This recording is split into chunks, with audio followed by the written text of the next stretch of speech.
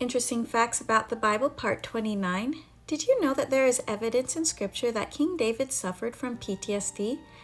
Many have this image that God leaves us when we are struggling with sin.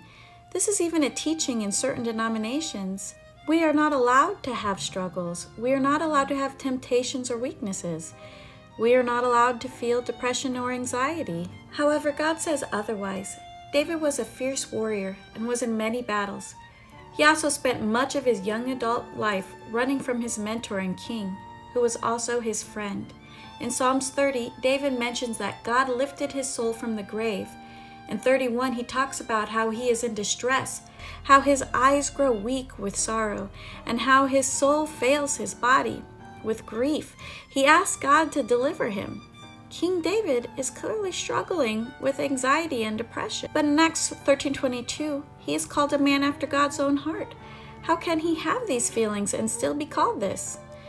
In order to understand how God feels about these moments, we can read Revelations 3:15. I know your deeds. You are neither hot nor cold. Oh, that you were either. But why would God want us to be cold? What does that even mean?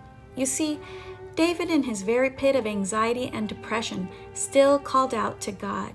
He knew God was the only one who could pull him out of that place. Who is closer to God?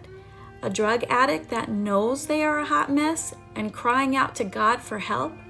Or maybe a man who thinks he has his life together, goes to church every Sunday, and never calls out to him at all?